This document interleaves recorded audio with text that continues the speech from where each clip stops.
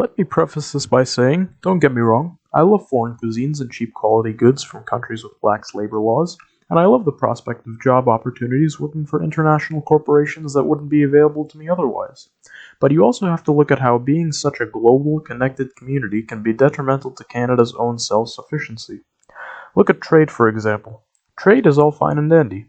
It's nice to not have to rely only on what can be found and made in Canada.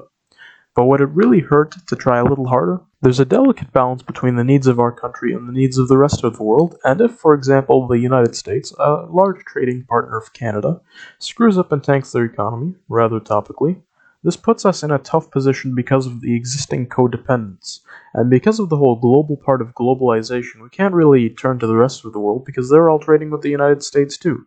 And from there we've plunged the world into a nice global recession, with the economy in crisis, and in the greatest tragedy of all, poor sweet Jamal al-Ghaziri can't find himself a summer job because the job market has all but collapsed.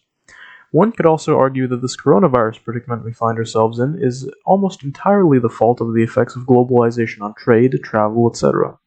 If the world weren't so interconnected within itself, it's likely that that gosh darn virus would never have made its way past Wuhan. But that's not to be too harsh on globalization, though. It's too easy to dwell on the negatives.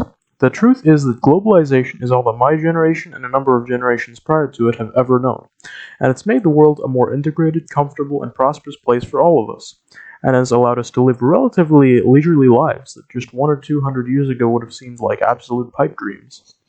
So at the end of the day, globalization is no perfect system, but it's outperformed everything else that has ever been tried, and it allows for us to live the lives that we do. This video itself is almost entirely reliant on the fruits of globalization for it to have manifested in the first place. This Asus laptop is Taiwanese, that I'm recording it on, and it probably has parts made in China.